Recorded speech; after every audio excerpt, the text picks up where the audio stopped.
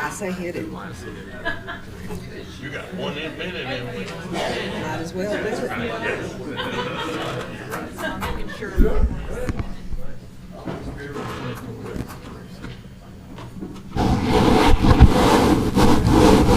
All rise.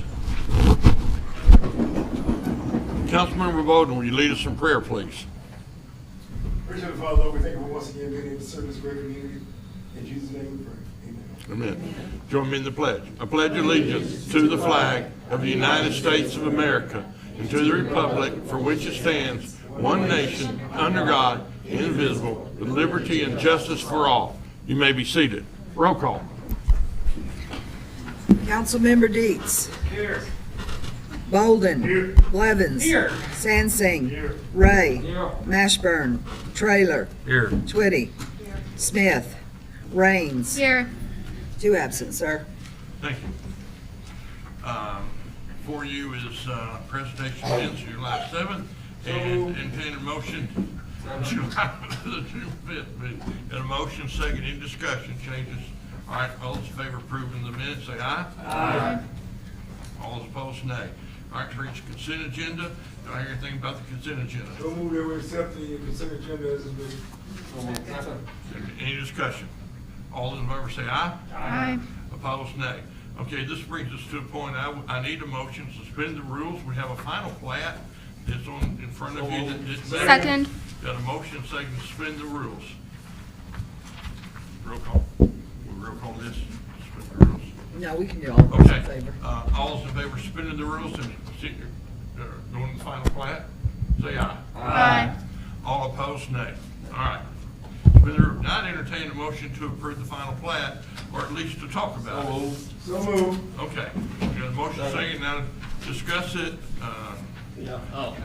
Who's here to tell us about this final plat, where it is, and we can see where it Well, it looks good, actually. Yes, Jackson Terrace is north of town. For all you may not know it. It's the last phase of that subdivision that's ever going to be built. Sad to kind of end that is. It is kind of long sad. thing. We've It been is. on that It for a is. while. Dick Jones started that. His nephew finished it. Yeah, oh, maybe not. Now we Maybe got that not. one other little, yeah. Yeah, we've got the roads, the curbs and gutters, the street lights, and the water and sewer has all been installed to city specifications, and we see no reason not to accept it. So move. All right, motion second, any more discussion or questions? All right, all those in favor say aye. Aye. All those opposed, nay. All right, we've approved that plat. Now we're back to our agenda. Brings us to a presentation from Rock Ridge. This is Becca Green with Rock Ridge, and she's here to entertain us for a few minutes. Thank you, Mayor, and thank you, council members, for inviting us to speak with you tonight and have a presentation. With me tonight is our Chief Executive Officer, Justin Avery, and I'm the Director of Public Engagement. We are excited to present this update on the development of the Metro Connect Jacksonville Microtransit Zone. And this is Justin and I's first time to be before the council tonight, so we're excited to take you through what we've been doing. And we're going to have about 25 minutes. I'm joined tonight by our senior transit planner at Foursquare ITP, Boris Palchik. So he's also going to help me present tonight. He is joining us through Microsoft Teams. So I'll be walking through a couple of slides to kick us off. He'll come in and do a couple and explain more about the transit planning side of things, and then I'll come back in and wrap it up. And my one request for housekeeping tonight is to save time and be mindful of our time, to please hold your questions until the end. And if I need to go back to a slide that you want me to reference, I can do that. So we're excited to offer this transit service to Jacksonville service, and I think, if I'm not mistaken, it's possibly the first service ever where you have transit service within the city proper, taking people where they need to go. And we're very excited to offer a one-time infusion of CARES Act funding, which is one-time funding that we received during the pandemic to help kick this off. Over a 5-year period, we will be investing more than $500,000 through CARES Act funding to kick this off for the city of Jacksonville. And that's money that the city never has to pay back. It's just a wonderful blessing to have that, to get back and have to recover after this pandemic that we've been through. So first I'll start off with our mission, and that's to provide safe, reliable, convenient, and cost-effective transit service with a skilled team of employees dedicated to our customers' needs and committed to excellence. We are governed by a 12-member board of directors, and those directors are appointed by the jurisdictions where we operate service. In the future, we will be evolving this board to have representation among our various funding partners. And we're also led by 8 executive leadership team members. Again, Justin Avery is with us tonight. He is our new Chief Executive Officer and served as our Chief Financial Officer before that at Rock Region Metro.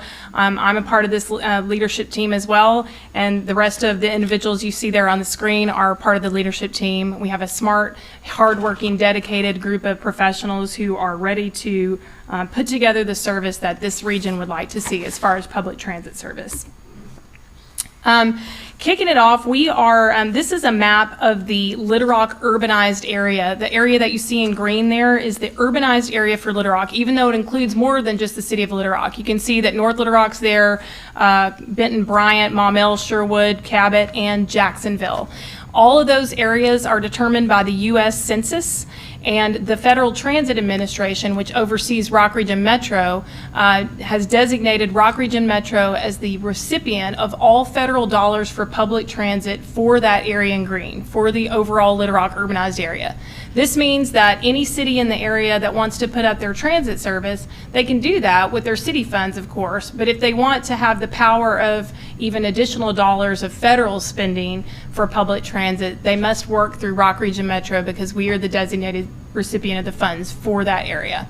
Conway, as you can see, is red there. They are in their own urbanized area because they, a few years ago, surpassed 50,000 people, and there's also a geographic lessening of population density along I-40 that's just far enough to put them in their own urbanized area. But a few years ago, Conway did opt to make Rock Region Metro the designated recipient of their federal public transit funds. Those funds must be used in Conway, but they recognize the expertise that we have, being the state's largest public transit agency, and have made us their designated recipient. So we are also working on some public transit service in Conway as well. A little history of our history with Jacksonville. In 1986, Jacksonville joined an interlocal agreement that created Rock Region Metro as a transit authority. Before 1986, transit service was operated by Metro Plan, for you guys who maybe have remembered that and lived through that time. And then basically the service got so big that we spun off into our own agency, and Jacksonville was one of our original interlocal agreement partners. So we operated Route 36, which you guys may remember was an express route that served Sherwood and Jacksonville up until 2020, at the beginning of the pandemic, when we suspended Route 36 due to multiple years of declining ridership. That was pre-pandemic, and then a pandemic-related need that we had while we didn't know how coronavirus was spread, and we had to limit passengers on our vehicles, and there was a need to prioritize the highest ridership routes to get people to where they needed to go. But we had also engaged in a comprehensive operational analysis study that kicked off in 2019 before the pandemic hit. And Route 36, along with several other routes that were low performing as far as multiple years of declining ridership, were already going to be put up for recommendation for removal because of the low ridership numbers. So we've been working through with the city ever since then to figure out what the city would like as far as what would work best for the public transit needs here in this community. And we came up with the idea to launch microtransit service here, and we signed an agreement late last year in November 2021 with the city of Jacksonville to launch this microtransit service, again with the aid of one-time pandemic-related CARES Act funding. So the benefit of this partnership, it engages a somewhat familiar ride-hailing, ride-sharing service. Many people in the room are familiar with Uber and Lyft and other similar services. So it's a somewhat similar platform, and it allows us to monitor it, launch it, and and monitor it for residents to use and also visitors who happen to be within Jacksonville if they want to use it. It also utilizes and capitalizes on Metro's experience as the largest public transit agency in Arkansas. We manage highly robust and technical FTA requirements on a regular basis, and so we're able to do that and take a lot of that reporting burden and compliance burden off the city. And it also, of course, addresses multiple transportation needs that your residents have. The service design, again, we have partnered with Foursquare ITP, and Boris, who is our colleague on this call, will be stepping in here in a moment to talk about what they have been doing on the transit planning side of things to help us with that. And then the actual microtransit software itself is operated by Transloc, which is a subsidiary of Ford Mobility, which is a spinoff of Ford, the motor company that we all know. So this has been a technology and a group that has a lot of serious, large backing of established players in the transportation space. And this is a plan that was developed with the input of the City of Jacksonville staff. We've been working for several months now, meeting on a regular basis with different members of the staff and members of the Jacksonville community to develop this service. We have looked, we've used data, so some of the data that Boris is about to walk you through, some of that was pulled by MetroPlan, and it's stuff that MetroPlan, in their role as our metropolitan planning organization that's in charge of the region's long-term, long-range transportation plan, they pull things like traffic patterns and whatnot to look and see where people are going and how they're moving around our region. So we use that as well, as well as other data-driven resources that Boris will walk you through. And then finally, we had some stakeholder meetings here recently where we took all of this planning work that we had done and we vetted that and refined it with representatives from the Jacksonville community who represent major employers, people from the educational sector, the healthcare sector, social services, folks in the community who have populations who might be using public transit. And we got some good feedback from that group. It was very well received. So with that, I'll go ahead and turn it over to you, Boris, to walk us through the next couple of slides. All right, thanks, Becca. Okay, great. So Becca covered some of this already, but hopefully we'll provide a little bit more detail just to make sure everyone's on the same page of what microtransit is, how it operates, what it looks like, and so on. So as Becca mentioned, microtransit is a shared ride service. It provides point-to-point and accessible ride-hailing transportation. It's a technology-driven demand response service, so if anyone has used Uber and Lyft, you'll kind of understand what that means. People book the rides through a smartphone app generally. It's a very similar interface to Uber and Lyft. It provides more coverage than fixed route service. That's one of its main benefits because the routes aren't limited to particular roadways, particular corridors. It operates generally within a zone, a designated zone. So more coverage than fixed route service, but also more immediate and more responsive service than your traditional dial ride service. A lot of communities have had something like dial ride in the past where users had to call up and talk to a dispatcher and plan their trip days or sometimes even weeks in advance. That's not what microtransit is. Microtransit is a much more immediate type of service where people can book trips in real time whenever they need to go. So it is similar to Uber and Lyft in that regard, but it's different in many other important ways. Number one, microtransit is a shared ride service. So whereas Uber and Lyft mimic taxi service more than a shared ride, in some markets there is a shared version of Uber and Lyft, but generally it's more like a taxi service. Microtransit operates a little bit differently. It allows people to ride together. So a scenario may be one or two people get on, then as they're going along, another person might get on, and then three people get on, and a couple get off, and so on. So there's this constant turnover, just like on a typical bus service where people are boarding and alighting, and it's more of a shared use experience. Unlike Uber and Lyft, it also uses a dedicated fleet of vehicles. Those vehicles are generally designed specifically for transit operations. So smaller buses, cutaway type buses, or vans or minivans. Those are the types of vehicles that are typically used for microtransit service. And then the last important characteristic of microtransit that sets it apart from Uber and Lyft is its fare structure. So with Uber and Lyft, anyone who has used it, you know that the fare is a little bit unpredictable. There's surge pricing occasionally. You never really know what your fare's going to be until you finish the trip. It's a distance-based pricing scheme. With microtransit, the fares are set by a public agency typically. In this case, Rock Region Metro, or maybe Jacksonville, or maybe collaboratively with different public agencies, but it's a much more predictable fare structure. So people know in advance this trip is going to cost me $2, and that's it. There's no surprises. So if we move on. From a rider's perspective, there are a number of key features that make microtransit appealing. First of all, the easy booking. So as I mentioned in the past, to book demand response type of service like Dial-A-Ride, you had to call up and kind of negotiate on a pickup time and so on.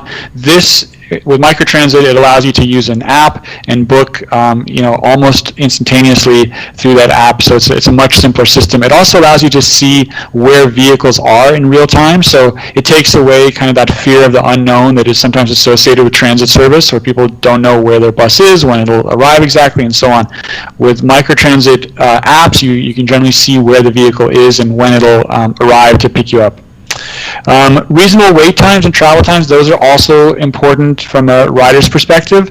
As I said in the past, Dial-A-Ride services usually required a lot of advanced planning, a lot of advanced reservation, and microtransit is much more immediate than that. And we already went over the affordable fares, but I just want to reiterate that that's really key from a rider's perspective. Booking is done through the mobile app, but we understand that not everybody has access to smartphones or mobile technology in general. So there's always a call-in option. So for people who don't have access to the app, they can call a number and speak to a dispatcher or representative to book their trip sort of on the back end, so to speak. Next slide, please. So microtransit can support a variety of trip purposes. So as I mentioned, it's usually operated with a zone structure. So microtransit can provide local circulation within the designated zone. So that means local trips to shopping centers, job access opportunities, medical trips, etc. It also can provide what's called first and last mile connections to other regional services. Becca mentioned that the Route 36 Express route used to serve Jacksonville. There isn't currently express service in Jacksonville, but in the future, if there ever is, then microtransit can allow for connections to and from more regional services. It can also serve to close gaps by time of day. So in some communities, microtransit is used specifically in the late evening hours when it doesn't make sense to operate fixed route service, and weekends as well, and that's when the microtransit kicks in. Another really important feature of microtransit is that it's a very data-rich service, because everything is booked through the app. So every trip request is then saved in a database, and from a planning perspective, it's possible to over time observe the trends as they emerge. And so microtransit is a really good way to gauge the interest and the demand for transit service, both while it's operating, and then also it helps you understand that when the time is right, potentially to upgrade, so to speak, to another type of service. So if you notice that there's a lot of trips that are emerging from a particular corridor, you may want to eventually siphon off those trips into a fixed route service along that corridor. So it's a very useful planning tool. Next slide, please. So the question then, now that we know a little bit about microtransit and how it operates, the question is, where should microtransit operate in your community in particular? So microtransit, the way that we plan microtransit is we look at the community characteristics, the environment in which the service is going to operate. Some of the key features we look at are the density, the demographics, the land use, and regional travel patterns, and those help us understand where different service types would make sense. Typically, microtransit works best in a lower density environment. The graphic on the right shows that as an area becomes more and more urban, there's more types of transit that could be considered. Everything from fixed route service to high frequency, what's called bus rapid transit service, and the like. But as you get more suburban and even more rural, lower density, the types of services that typically work best, are most effective, are commuter service, which you guys had in the past with Route 36, makes, and shared mobility. So microtransit is a type of shared mobility. So as we look at where in the community to plan microtransit service, we look at that kind of list of components that are there on the screen, the density, demographics, and so on. So we'll talk about that in the next couple of slides. So next slide, please. All right, we'll start with density. So density is really the strongest predictor of transit use. And as a rule of thumb, when we're trying to plan for transit service, we try to identify areas that have densities of greater than 5 people and jobs per acre. On this map, those are that's the yellow area. Areas that reach that density could be considered, they're sort of on the tipping point, and they could be considered for fixed route service, but microtransit is a good first step to gauge the market. Areas that are below that density, so the areas in green, those are areas where fixed route service really will not work, and microtransit, if you're going to start with any sort of service, microtransit is the way to go. So we look at density in terms of both population density and employment density. So next slide, please. We also, in addition to overall density, we try to also understand the concentration of specific population groups. These are specific population groups that tend to have a high propensity to use transit. So this includes zero vehicle households, people with disabilities, low-income individuals, youth and young adults, and seniors. We understand where there's a higher concentration of these folks, that's where we tend to see more transit trips. And you can see on the map there where in Jacksonville you do have some areas that are in red there. Those are where you have the highest concentrations of those specific population groups. Next slide, please. And similarly, just like there are certain population groups that are good predictors of transit use, there are also certain land uses that are good predictors of transit use. So the list there on your screen, the multifamily housing, medical facilities, educational institutions, major retail centers, and community and civic centers, which includes things like libraries, YMCAs, rec centers, and the like, and major employers. Those are the types of land uses we look for when we're trying to determine where should we draw the zone boundaries for microtransit service. We want to include as many of those key trip generators as possible to ensure that the microtransit service, once it starts operating, has the strongest chance of generating ridership as possible. Next slide, please. So then the last thing we looked at was regional travel patterns, and as Becca mentioned, this information came to us from MetroPlan. MetroPlan maintains a regional travel demand model, which is independent of mode. It's looking at how people are traveling, regardless of how they're traveling, whether it's cars or bikes or bus or anything. This the lines on the map are showing the most prevalent travel patterns in and around Jacksonville. So what we see is that the strongest sort of concentrated travel patterns are destinations to and from the Air Force Base. Those are trips where you're seeing a lot of kind of critical mass of people traveling to the base. So much so that you potentially could support those trips with fixed route transit service. The issue, of course, is there are challenges operating in the base with fixed route transit service because of security concerns and so on. But outside of the base, the travel patterns in the rest of Jacksonville are pretty dispersed. There's not a single critical mass, a single corridor that we would say this is where the vast majority of your transit trips, vast majority of your travel in general is coming and going. So you have a much more diverse set of travel patterns. And because you have that diverse set of travel patterns, microtransit may be a better fit than fixed route service, because fixed route service does require kind of that critical mass of lots of people making the same exact trip versus lots of different trips. Okay, next slide, please.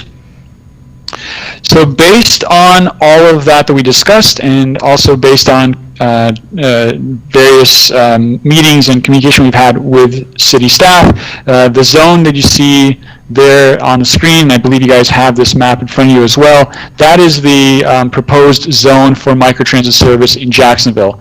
So it does cover most of the city. It does not cover the Air Force Base, and it encompasses the vast majority of key trip generators. In other words, those land uses, those destinations that we typically see transit trips being attracted to and produced by. Okay. So then what we did once we determined what the zone would be, we did some modeling to determine what the service characteristics may look like. So with microtransit service, its success really hinges on a couple of things. Wait time and travel time are very, very important to attracting riders beyond the most transit dependent. People may try this service, and if they find that it takes too long to wait for a vehicle, they may not try it again after the first time. So wait times are a function of a couple of things. They're a function of how many vehicles you have in service, and then also the size of the zone. In this case, Rock Region Metro has budgeted one vehicle for this Jacksonville microtransit service. So that's kind of a fixed variable. We're not going to touch that. So really, what we have to work with is the size of the zone. So that's what's budgeted, one vehicle. In terms of hours of service, Rock Region Metro has 12 hours of service per day, Monday through Saturday, budgeted for this service. And the zone, as I mentioned, was determined by this assessment of the market. So if you go to the next slide, please, Becca. So what we did is we took this information, the zone structure and the number of vehicles assigned to it, and we were able to do a simulation to understand what the service characteristics will look like. And what we found is as long as ridership stays below 60 passenger trips a day, and as long as those trips remain within the Jacksonville zone that you saw, the average wait times would be less than 30 minutes. In other words, from the point where a person requests the trip by phone to the point where they're picked up by the vehicle, the average wait time would be below 30 minutes. And then once they're on the vehicle, the average trip time would be less than 20 minutes. Now, once ridership demand reaches 60 passengers per day, then those metrics that I mentioned, the wait times of less than 30 minutes, those start increasing to the point where you probably would need to consider either adding another vehicle to the fleet, potentially changing the zone borders, or implementing something like distance-based pricing to try to limit the number of long trips and encourage people to take shorter trips. If you have shorter trips, then you can provide more service per hour, more trips per hour. So those are some of the things you can do if the demand begins to outstrip the ability to support it with one vehicle. Then on the next slide, please. We also did a simulation with the same zone structure, but also adding an out-of-zone destination at McCain Mall, meaning that people could request a trip from anywhere within the Jacksonville zone to and from McCain Mall. So in this case, as long as the ridership remains below 60 passenger trips per day approximately, the average wait time, which is longer than the previous slide, the average wait time would be below 45 minutes. The trip time, in other words, once you're on the vehicle, trip times become a bit longer with an average trip time of about an hour. And then again, once you surpass that 60 passenger trips per day, then it really starts breaking down and your average wait times really start to grow to an hour, sometimes hour and a half. Some solutions will need to be considered, like expanding the fleet size. All right, next slide, please. Thank you, Boris. So that we did that simulation, and we know that the topic had come up before when Justin and I weren't attending these meetings, and that was when Charles was our CEO. But we wanted to put that in there to make it clear that our recommendation is that we start with one vehicle. That's what Jacksonville can afford, and circulate it within the city. And if there's the ability to grow, we certainly want to be able to connect back to the region, and we know that's important, but we must find a way to sustainably fund that.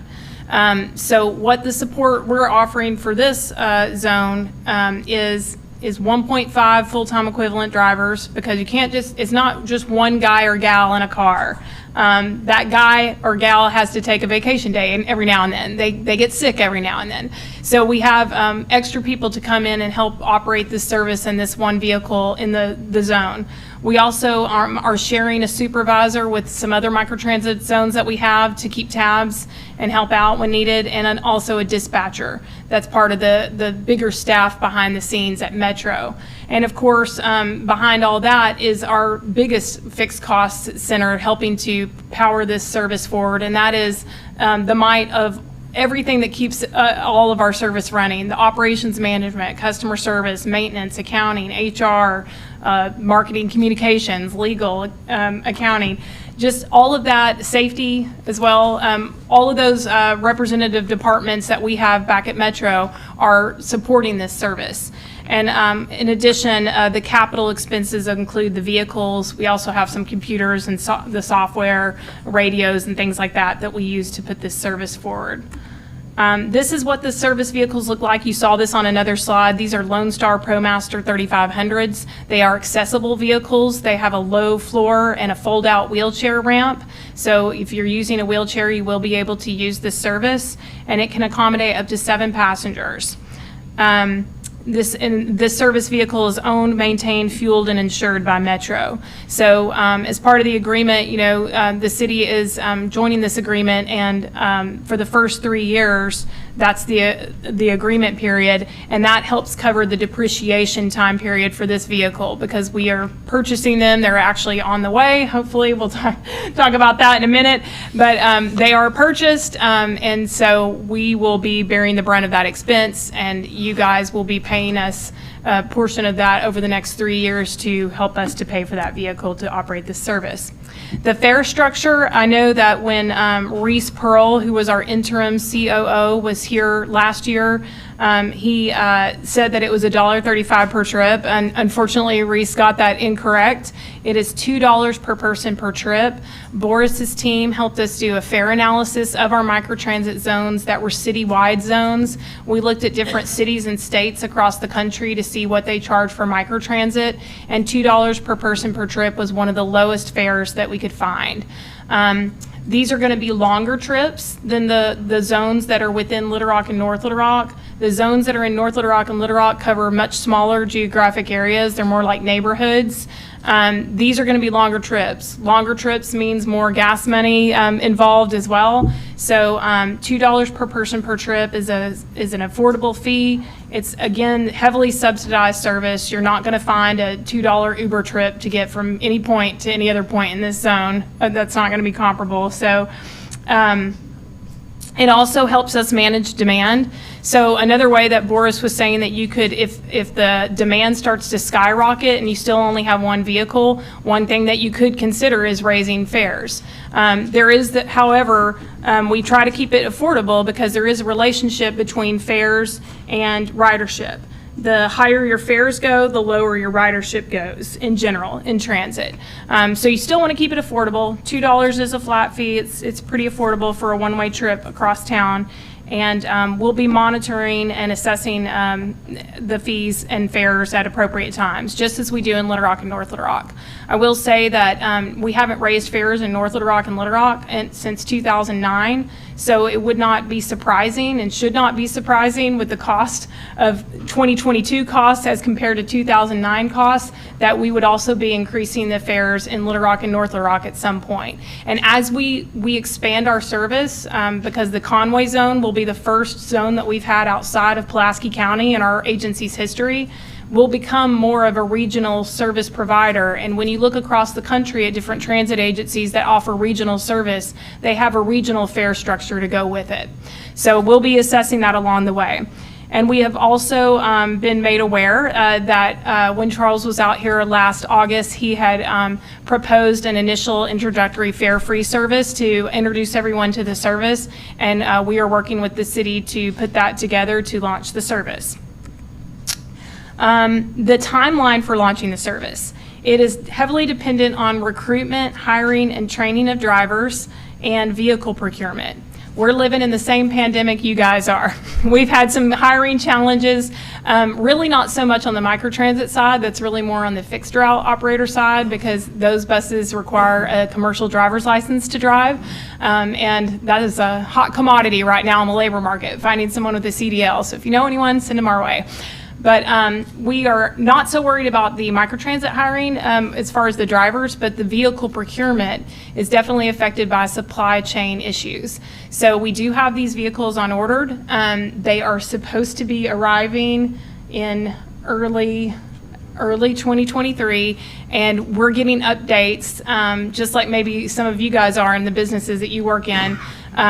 We're getting updates on a monthly basis, or sometimes a weekly basis from our suppliers as to how close we're getting to that. So we'll keep working on the launch date, but it's tied to when the vehicles actually arrive. Once they arrive, we can get the service off the ground pretty quickly. We put fare boxes on them. We do a couple of things. We wrap them in the Metro brand, and then we get them out the door and into service.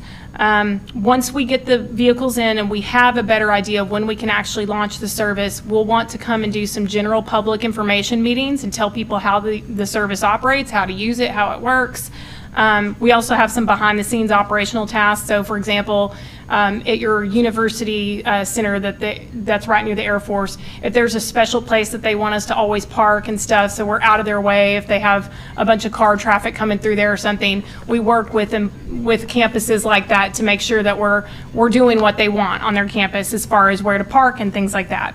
And we also will do rider app training sessions. So when we've launched zones in Little Rock and North Little Rock, we've engaged in training sessions with special populations. For example, we'll be happy to go to the senior center, and if they have a monthly meeting, let's say, where everybody comes together, we can set aside some time to come out there and host a training session, and we'll work with them. They can hand us their phones. A lot of times it's not that people who use transit don't have smartphones, but a lot of them do have smartphones. They just don't always know how to use them exactly. So we help people download the app. We help them book a trip. We'll do a test booking to see if they've got it, all of that stuff. And again, you don't have to have a smartphone to use this service. You can use a dial-in number as well. Post-launch, we will conduct a rider survey a few months into the service to see how people are liking it. And we'll also perform service performance monitoring. So we'll be looking at the number of trips and where they're originating and where they're going, so we can determine how people are using the service. We'll also be providing financial reporting. And another note on the fares, whatever is paid for in the fares is taken away from the balance of what the city of Jacksonville will pay to Metro every month. So when people pay their fares, they're actually lessening the burden on the city to pay into the system. So that's a good offset as well. With that, I'll take any questions that you guys have. Okay, I'm gonna let council members, I'm gonna let you address, if a council member has a question, they just, and you acknowledge them instead of me saying, okay, you can speak, and so you're charged to speak. And after the council speakers, somebody in the audience that wants to speak, just let me know and come up to a microphone, state your name, and ask a question of Rock Region. So I'm gonna leave it to you, Becca, to recognize council members. Okay. Yeah, one question. I do appreciate you changing the map, the locations of the map, but could you go back to that slide real quick and just Sure. add one little spot? Okay. It's on the very west end. Okay. You've got a little square going up. Uh-huh. That's actually in the city limits, and they're building a subdivision in there. So Okay. if we could just include that. You see what I'm talking about? Okay. I do. On the west side, you said all the way over on the west green area. Yeah. Yes. Okay. Got it. Okay. What's the landmark? I think it's near Cross Keys Apartments. Is that correct? Is that where you pointed to? It's on General Samuels Road right before you get to 107. Yeah. Oh, the new Notting Hill subdivision. Yeah. Okay. Yes, Notting Hill. Notting Hill. Notting Hill. Yeah. You- Got it. yeah. Okay. Boris, I know that you're hearing this too, so I'll make sure that I follow up with you on that. Yeah, I see the general area. I just don't know how far west we're talking, but maybe you can show me later. Yes, will do. Okay. Okay. Our engineering department will get that information. Okay. Sounds good. Oh, perfect. Thank you. Okay. Excuse me. Yes, sir. When we were first introduced to this plan a while back, I believe they mentioned something about 3 vans, and now we're going down to 1. They said they'd get 2 vans and they'd have 1 in the backup. This is when it was, when they first came to us and talked to us about this. Well, I can't speak to that, but what I saw in the agreement was the pricing for one vehicle, and there is a spare. So that's what I was saying earlier. We have the ability, if something happens, like let's say there's a flat tire or something, we have another vehicle that's a spare that's on standby to send out to relieve that other vehicle. So there's hopefully minimal to no interruption of service for riders. One other question here. I've been reading a lot in the paper about some fellow cities having issues with this. Yes. And are y'all actively working, y'all solving those issues? Or, because, it's got us concerned when we see Sherwood and North Little Rock both taking you to task.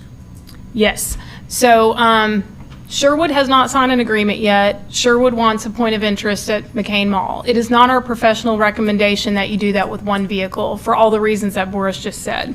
If you notice on those slides where he was comparing the service design, you went from an average trip time here within Jacksonville only of less than 20 minutes. If it goes to McCain and there's only one vehicle in the zone, that jumps and triples to less than 60 minutes. Now, there's a chance with all of this that your overall wait and travel time would not be, an hour and 45 minutes. Maybe it's less, but maybe it's not, because it depends on what the demand is and where everyone's going. So it's not our professional recommendation as the transit experts in the room to do that, because your people who are riding are not going to be happy. They're going to call us, but then we're going to call you and tell you that we're getting complaints about it because it's not good service. As far as North Little Rock, I would also preface all of this to say this is an election year, so please keep that in mind, because something that might not be a topic of conversation at a meeting might come up because it's an election year. And in that particular case, the area around Shorter College was actually we put up microtransit in a pandemic response. It was an emergency response right after the pandemic hit. We took away their fixed route, which was falling in ridership, and we used that elsewhere in the system where we needed it at the time to get people to jobs during the pandemic, and we put up microtransit service that was emergency service. So it's not the same as rolling out planned service, which is what we recently unveiled in that area. And we had a follow-up meeting with those same constituents the next week, or the next day, actually next week. And everyone in the room, when I asked them if they had used the service, no one had. And so I think that, to boil it down to brass tacks, I think that the concern was coming from some people who don't even normally use transit, so they're kind of unfamiliar with how it works, and there is a learning curve. We all forget that we didn't come out of the womb learning how to drive cars. You learn how to do that at some point, and you can learn how to use transit, and it's really not as overwhelming or complicated as it may seem. And the good thing about that is if you can learn to use it here, because I teach students a lot with transit training at schools and things, you can use it anywhere. It's smaller, it's a smaller system, but it operates the same way that the New York MTA does, or the Chicago L, or the San Francisco BART, or transit in a foreign country. It's pretty much the same concept. So I think that was a lot of the concern, and we've worked through since then to get out in the community now that we have we're not in a pandemic emergency response mode, but we're in a normal planned service mode, and we're working through all those neighborhoods, and we're getting very good reception. And I'm just going to ask all the council members to please talk into your microphone so it records well and so everybody can hear you.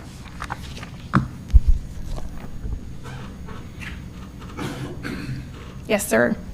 Well, I've got two questions. I have others, but I want to give everyone else a chance. I wanted to ask my fellow council member, Councilmember Ray, is your area covered in that map? Because I couldn't see it. Yes, I Yes. see it down here on the bottom right. Okay, all right. Now, secondly, dealing with the $2, will you accept EBT cards? There are disenfranchised people that do not have $2.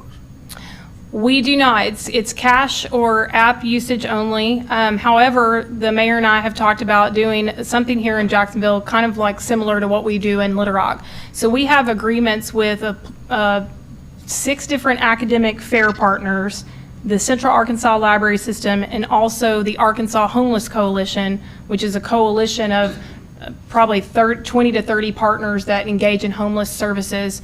And what they do is they help fund the system by paying a discounted rate for fare passes, and then they pay that to us, and then they hand out those passes to their different population groups so those populations can ride fare free. So there are definitely nonprofit partners here in the city that I think are interested in doing things like that, and some of them attended that stakeholder meeting. We have some area, I think, faith groups and religious groups here as well that were interested in doing some programming like that. And as I understand it, the city also has had a long-running, I think, voucher system for the local taxi company here. So this could also be something that we could do. And we have that ability to do that through the fare boxes, which is an important point, because you want to make sure that when you do something like that, you don't have some voucher that can be easily replicated so somebody can abuse that. So we have the ability to do that. And another one, if you don't mind. I noticed you said if it's below 60 people, is that correct? Yes, so the service model, if it's less than 60 passenger trips per day, not necessarily people, but trips per day. Mm-hmm. Okay. All right, well, I'll save the others. Councilman Blevins? First off, let me state, like, I think this is an absolutely great slideshow presentation, infinitely better than the ones we had before. So I just want to state that to begin with. Now, there was I just had a couple questions about your wording and some of the things you had. Like, number one, you kept emphasizing that there was a one-time CARES Act. Like, you kept saying one time, and you said it was $500,000, which in the plan that we agreed to, it's broken down for 3 years. 5 years. Well, 3 years with 2 years optional. Mm-hmm. So, so you're saying that after that is done, there is no more? Correct. Okay, that's pretty good. Also, you said the $2 was a mistake from the gentleman that came in and talked. But I also want to state that Charles Frazier, when he came here, the last CEO, he also mentioned $1.35.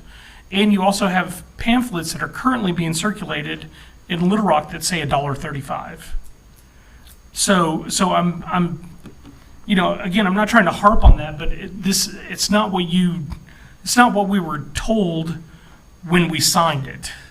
You know, like when we signed the contract and we talked about it and we voted on it, again, it seems like you've told us one thing to get us to sign the contract, and then you're like, oh, by the way, that's not included, and that's not included. And you also mentioned that the point of interest was not recommended. Does that mean that it's not included? Like, if we decide to say, hey, look, you know, forget your recommendation, we want a point of interest at McCain Mall, does that happen? Or are you just like, no, we're not doing it?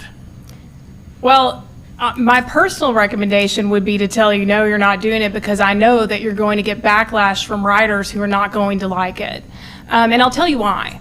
There is no citywide microtransit zone in our system right now. So it's unique. We haven't even opened one up yet. That's why all of our pamphlets and all of our fare and pass information talk about $1.35, because we haven't launched Conway yet, we haven't launched Jacksonville, and Sherwood may never happen. We don't know. So we haven't launched it yet, and there is no transit rider who's had the experience, therefore, of riding from a citywide microtransit zone, taking up to possibly an hour to get there, and then waiting for a fixed route bus after that. That's not great service at all. That's a very long one-way trip. And I don't think anybody here wants to be known for not great service. Now, if you're gonna, you know, like, just put your stake in the ground and insist on it, I don't think anyone here, leadership-wise, is going to stop you. I would stop you, though, if I could, because I don't think that you're going to like the backlash that you get. As far as the statements from Mr. Frazier and Mr. Pearl, I cannot speak to what they said. I'm really sorry they got it wrong, but $2 per person per trip is very reasonable for this service. It's very affordable, and We're launching it with CARES Act one-time money that we could be using elsewhere, but we think it's important for this community to offer this public service. And it is a public service, just like schools and libraries and parks is needed by your residents. The mayor tells us that he's getting calls every week from people who want it. Conway's telling us the same thing, so we can't get those vehicles in here fast enough. But it is longer trips too, because again, these zones are wider than Little Rock and North Little Rock. And again, North Little Rock and Little Rock have stayed at the same rates for more than a decade. I think it's unreasonable at some point for everyone to expect those rates to just always stay the same. They probably will go up in the future. Yeah, but you're raising the rate before we even get started.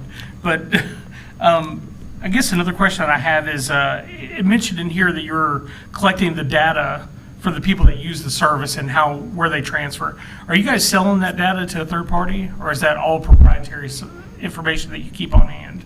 No, we're not selling it. Okay.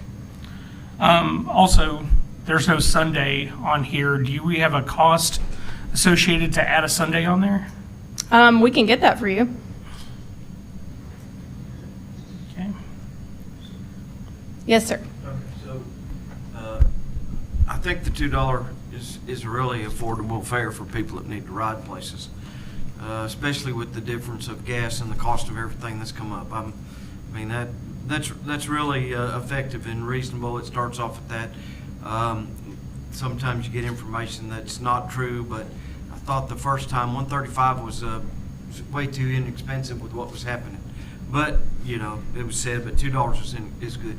What I would like to know is, so you are going to have a way to keep up with the amount of trips that are run, and you're going to have a way to track the amount of time that each trip takes per person, so that you can report back and let us know if it gets excessive. You know, like you're saying, you want good service. We really want good service for our citizens. That's why we're considering this. And I'd just like to make sure that you will have a way to track. You know, if someone's waiting 40 minutes and 50 minutes, then, you know, we need to figure out how to do something a little better, like you said. So I guess that was something that you said you would be able to do. Yes, and that's what that dispatcher's job is. They literally sit and watch the vehicles and watch the times, and they're keeping an eye on everything. And if somebody's been waiting too long, they start calling the drivers and moving things around and making things happen. Okay, Mm-hmm. great, thank you. Go ahead. Go ahead. Oh, Customer Brett. like you said, I reiterate that I like the $2. But if I was working in Little Rock, West Little Rock, Bushdale Pike, had to go to the medical center.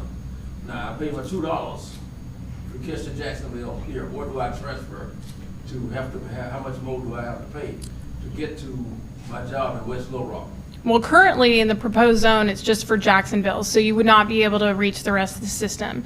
Again, this is us knowing that you guys need a different type of service. We've been here, we saw how Route 36 performed. We know it's not meeting all the needs. We know that that regional connection is important too, but it has to be sustainably funded. So we've given you guys seed money with the CARES Act funds that we have. It's one-time pandemic funds. The feds are never going to give it to us again, because hopefully there's not going to be another global pandemic. But, you know, that is a great question. It's building the service, and we think that the best way to do it is to start within the city, get people to the places here, the social services, grocery stores. Let me cut you off. The other one was that you transferred McCain Mall. That's what the other presentation was. Yeah, but they're saying it doesn't. And I realize that that was said. You're talking about just Jacksonville, is that correct? Correct. Our plans have been to launch it within the city first. Again, it is not going to be good service for the people riding, and you will hear about it if there is only one vehicle operating here with multiple trips coming in, possibly, especially at peak times of the day when everyone's going to school and work and going different places, and then having one vehicle, one trip be potentially able to pull that vehicle out all the way to North Little Rock. So it won't be good service. And you know what? There might be an opportunity once you see how it goes and you see if people are using it and liking it. You've been without a route for a couple of years now. So you could watch and see how it grows, and if it's gaining ground and people are enjoying it, talk about how you might be able to find some funding somewhere to get another vehicle, which would be the goal. I think there was a question over here. Yes, first off, I just wanted to say thank you for the presentation because it was very inclusive of all quantitative and qualitative information that would be needed to make a decision. My question, though, is if the only way that Jacksonville and Sherwood would say yes is if there was that point of interest destination, would there be a potential for the two cities to split the cost of an additional transport between the both cities? I think that would be a great idea. I think there's definitely potential there. Yes. I would like to just put that out there because it is most definitely something that is very much needed for this area. The majority of Jacksonville is a working town, and we don't all work in Jacksonville. Mm-hmm. That's just simple. Yeah. You know? Yeah, and the travel patterns suggest that, so we know that, and I would agree. I think that's a great idea, and we're actually in Sherwood next week, so we will take that suggestion to them. Yes, sir.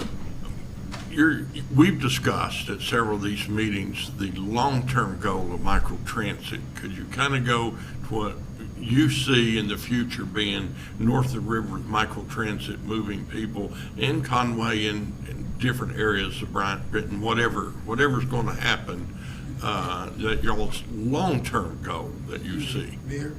Yes. Can I ask my question before they address that? Certainly. Here's a concern I have. Let's lay it on the table. Initial meeting, the question was asked, do we have a spur, a place where we can, like if I take a transit to the mall, then I can go everywhere else? You made a statement that people would be upset on the time. People are going to be upset because they only ride around in Jacksonville. When they come out of his zone, certain zones, they want to get from point A to point B, Baptist Health. That's what they want. Now, what's very important with budget is it said we should try it out and then we could come up with more money. In city business, money's not there to try it out.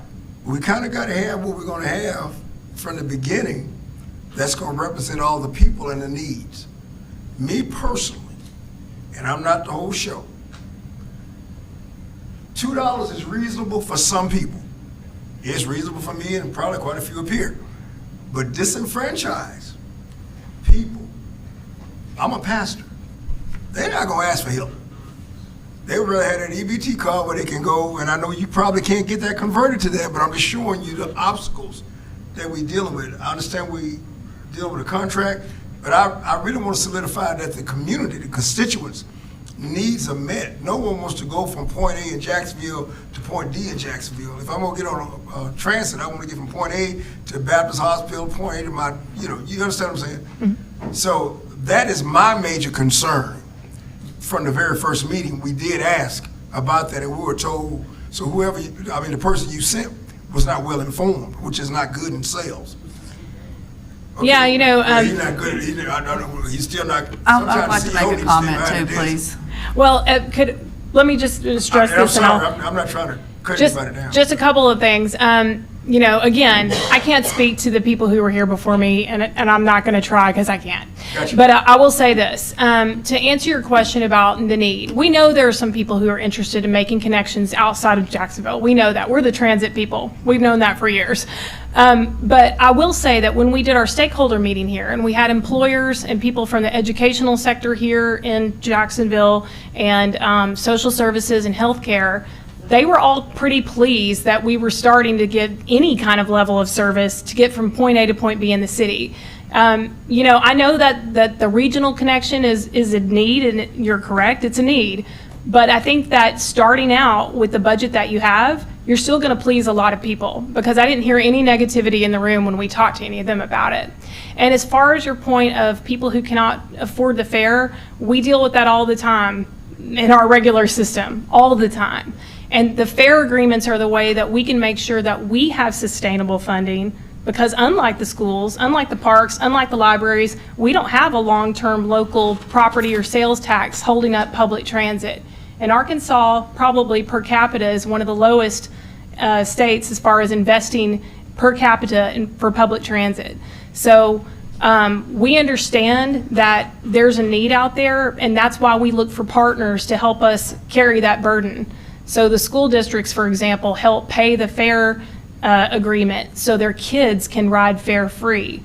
So the TAP program that the Arkansas Homeless Coalitions, they pay for that program so their constituents that they serve can ride fare free. So it does work, and I think we're absolutely open to coming up and helping you guys establish some of those fare partnerships here. And I think that I can already tell that I know who I might call on first to come and help to support that, because I do think that there are willing partners here in this community to help with that.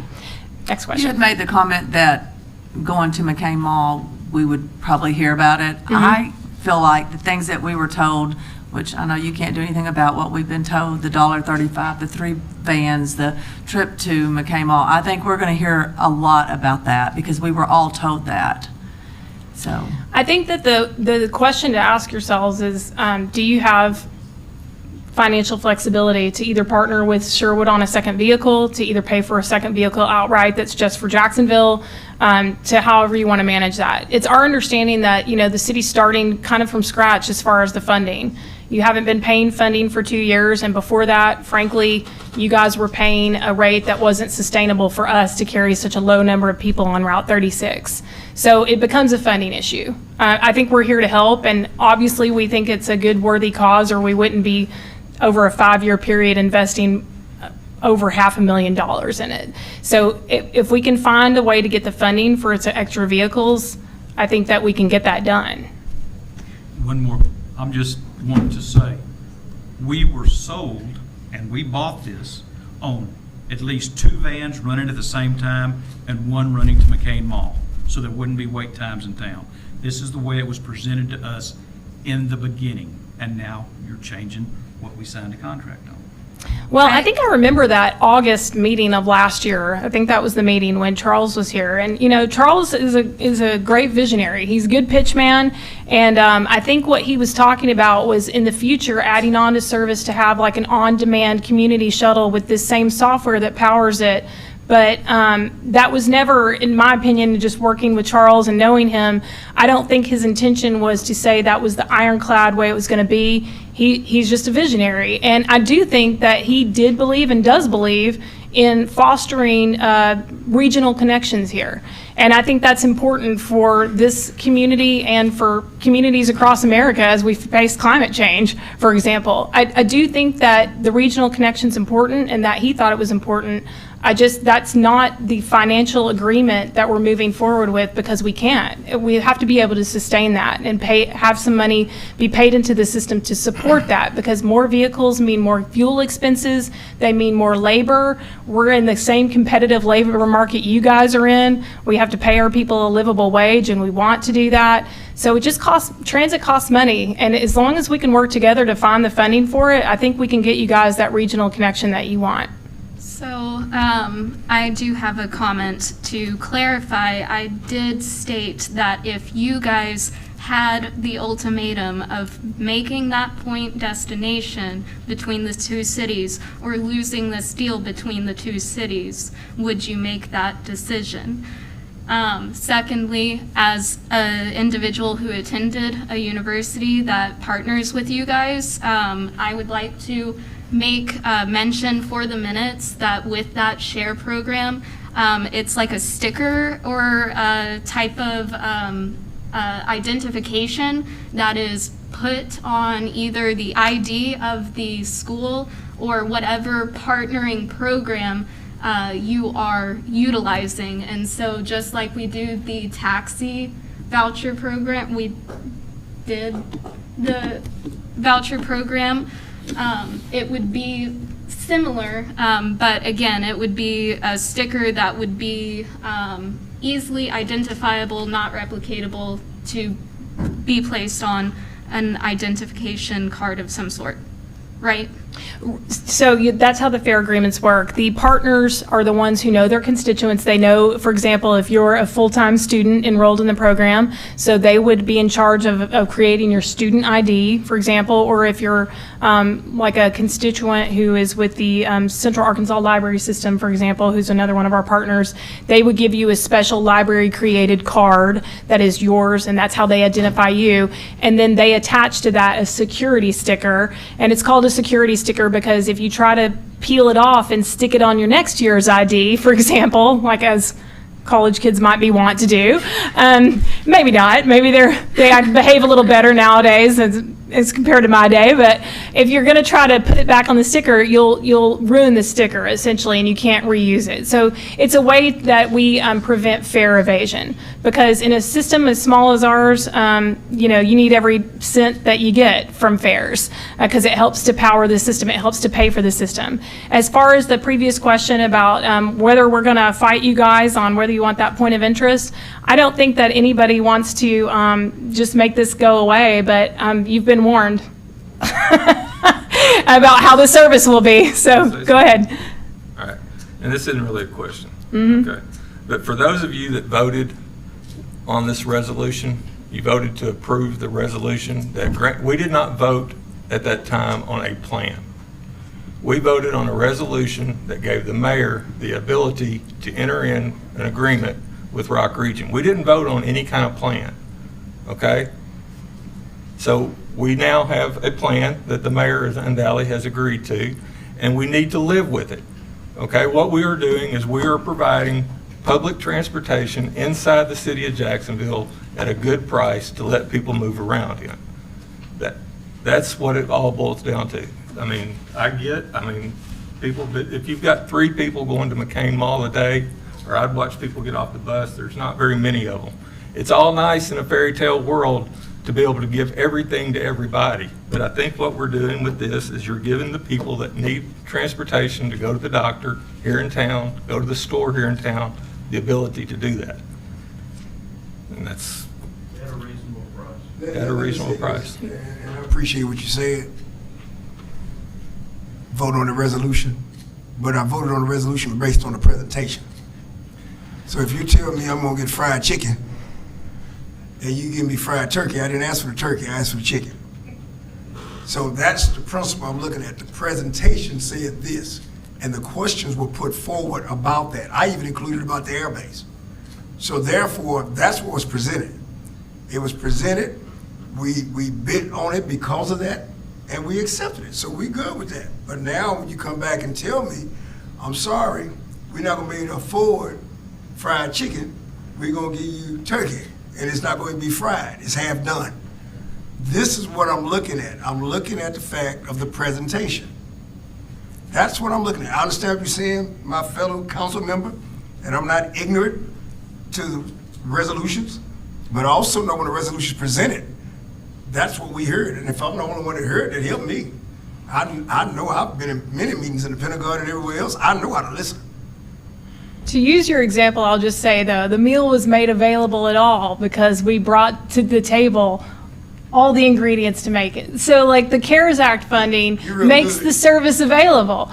And it's service for your citizens. And again, when we had that stakeholder meeting, we had people here from Jacksonville that represent Jacksonville employers, Jacksonville schools, Jacksonville social services organizations, Jacksonville medical clinics, and they were all happy to get your constituents where they need to go. You guys have people going to dialysis here every week. Maybe you don't know that. There are senior citizens who need to get to the doctor for just their regular old health checkups. People who are going to that university center to get an educational opportunity for a better life. So this is the start. It doesn't have to be the end of the story. I think that we can help you guys try to find some additional money. If we see that the passenger trips are increasing, we can help you guys figure out how we can do that and how we can petition to get some more money for public transit here. Yes, sir. I just want to say that the CARES Act money is federal money that was given to you. Like, it's not like money out of your pocket.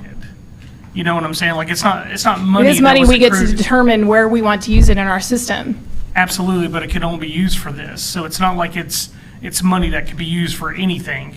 Like, it was money that is only, the money was only to be used for a transit plan. And if you don't have a city to use the transit plan, then the money.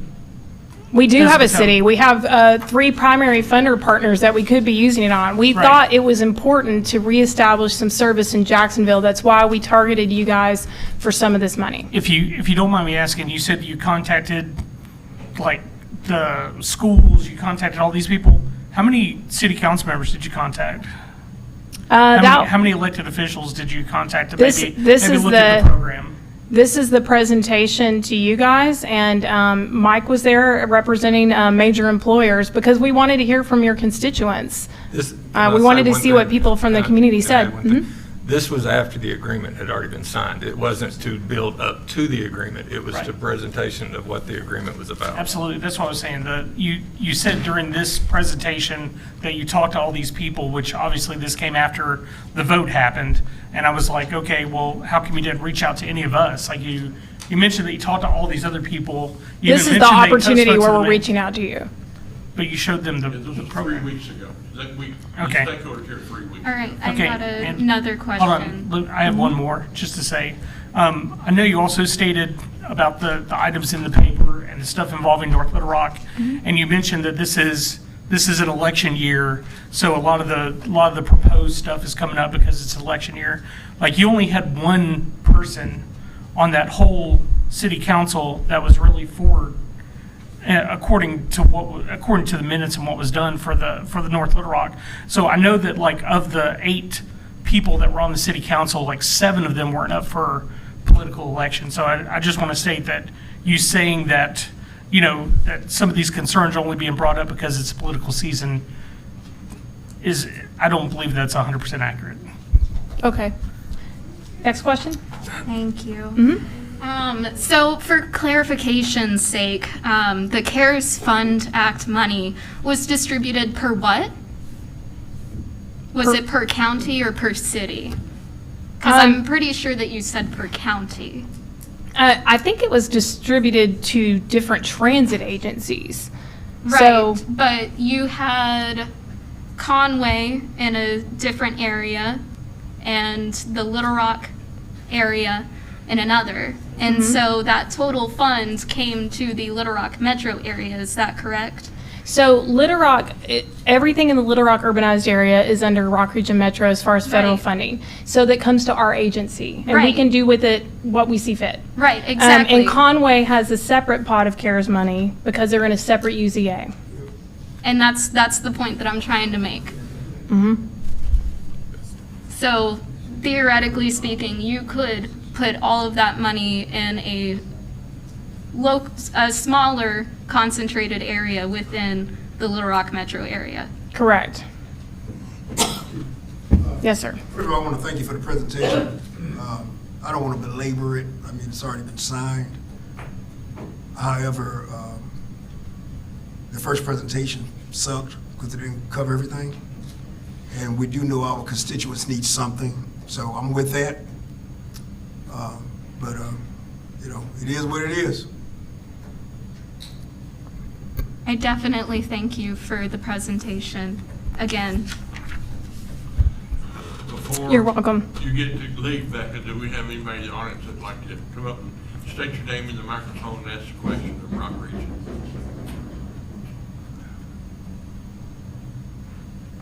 Not that mic. Use one of the little green ones. Keith Weber, as everybody knows. I forget. How far, does Sherwood still have any bus service at all? Microphone, Keith. Does Sherwood still have any bus service at all? No, sir. They run How- Route 36 with Jacksonville. Okay, how far up does the bus go up 161? 161. Is that, okay, so as far north, I would say in this general vicinity that we go, Does it go to St. Luke's? it goes to McCalmont, it goes to like Fairfax, crossing, like it's 46th Street, over to 161 and then south on 161 to Fairfax and gets over to the McCain Walmart. So it doesn't go up to St. Luke's then? I don't think so. If your service gets sold to Sherwood, can you establish a point of contact between Jacksonville and Sherwood and Gravel Ridge? Possibly. I think that we would want to see if we could, I think I'd want to take that to Boris's team before I can answer that question. I never know exactly, unless I'm looking at it with a professional planner on the staff, how far and all that works with the distance between the points. So I'd rather have that be answered by our transit planning team. Could you, to satisfy the people that want to get to further out, could you move the bus that's going to McAlmont so it goes up to St. Luke's? St. Luke's, that's the church name? St. Luke's is in Jacksonville, actually. Yeah, but it's at 440, Yeah. the big church. Yeah, 440. Yeah, could you bring that bus route up to there and then make a point of contact shelter there so that people could take the microtransit to St. Luke's and then get on the regular bus there without going all the way to McCain? And the same thing with Q Avenue if you bring a route to Sherwood. So Cut the distance to going all the way to McCain Yeah. and the traffic. Yeah. So Compromise. I can't speak to the divinity, I can't say yes or no completely to say whether we could do that. But it's, now that I know that that's an interest, I will add it to the list of things to have our transit planners look at. One thing that you got to know is that, in North Little Rock, which the McCalmont zone's in North Little Rock, it's we're sharing resources among the North Little Rock zones for some of that. So it may not be that, it seems like it's a no-brainer sometimes if something seems very close to the zone, but we got to think about where all those cars are going and the drivers. So we just have to take that back to our transit planning team. But thank you for making us aware of that, and we will note it. Any other questions from the audience or council? Okay. I'd like to thank you for your presentation. Well, thank you again, and we are really excited, actually, and I think that your community is excited too. All the folks that I've talked to, I remember back pre-pandemic, we talked to people in 3 different senior citizen living centers, and they were all very excited about just getting to have this service. That's a pretty nice fee for them to pay and easy for them to pay and go to the grocery store.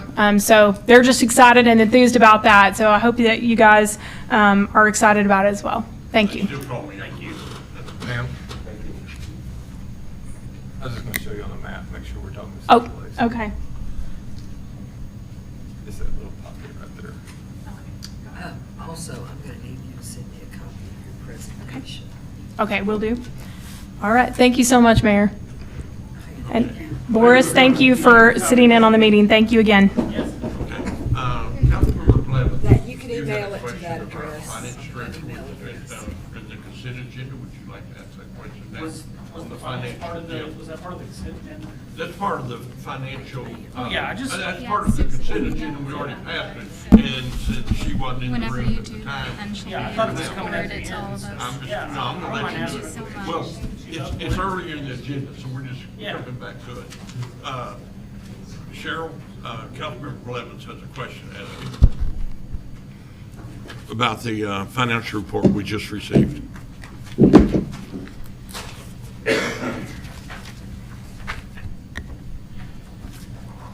Hey Cheryl, sorry about this. Hello. I just have a question. I was just looking at this, and one of the biggest glaring things for me, I guess I just had the question, is it shows that so far we've taken in $7.7 million, and we spent $9.9 million, Yes. which puts us at a deficit of $2.2 million. Yes. That has not been the trend of previous years. Yes, it has. Has? It has. Just looking at this, and What has happened is what that was. we report revenues and expenditures on an accrual basis. And so the money that we received in January and February from our sales tax we recorded that actually as 2021 revenues. Gotcha. And so that's the reason why it looks that way. Okay. But as far as the cash purposes, this report only shows revenue and expenditures according to how we post it. Yes, ma'am. Okay. Yeah, again, that was just it. I just saw that number. It was kind of a sticker shock, you know, and I was just like, Yeah. I went back and looked at the old ones and I didn't Yeah. notice that deficit. It's got so- it 2 months in arrears on sales tax. Cool, awesome. That was my question. Thank you. You're welcome. Okay. All right, so that brings us to the next item on agenda, ordinance 1699. I'd entertain a motion to place ordinance 1699 on first reading. Motion. Motion. I've got a motion. Is this to read the ordinance? This is to read it, yes. I'll second it. Okay, got a motion, a second, roll call. Councilmember Deets. Bolden. No. Levens. Aye. Sansing. No. Ray. No. Trailer. Aye. Twitty. Aye. Rains. Aye. So We did it last time. I'm gonna allow the reading of the ordinance, even though we didn't have a majority of the body. We have a majority of those present, so, yes. Would you please read the ordinance? Yes, sir. An ordinance to place on the November general election ballot the question of amending Jacksonville Municipal Code 6.04.045 to lift the ban of the bull terrier breed of dog commonly referred to as pit bulls, prescribing other matters pertaining thereto, and declaring an emergency. Thank you. Okay, Councilmember Blevins to explain. Thank you, Mayor. As everybody knows, like I've been trying to see if there was some kind of compromise or something that could be done for us to repeal the pit bull ban. Like I've been contacted by a large amount of citizens of the city. I brought it up. It's continued to be shot down, and there's varied reasons. One is like there wasn't enough people that really wanted it, and the people that did show up wasn't an actual good sample size of the citizens of the city. There was a lot of reasons. Public safety was also mentioned. I just brought this forward because I'm like, okay, how about this? Like this is something that's been brought up month after, or year after year. It's been brought up. There are definitely people that want it. Everybody says that they've been getting phone calls that there's not. So why don't we just nip it in the bud, put it up for a vote, let the citizens of the city vote. If they vote for it, then obviously it was something that was wanted by a majority of the city. If it's not, if it's voted down, it definitely doesn't have to be brought up anymore. Okay. I mean, we should Any let the questions? citizens Councilmember decide. Raines. Mr. Mayor, I don't have a question, I just have a statement. I do not think that it is the taxpayer's burden to have this on the ballot. I don't think that it should be. Okay, thank you.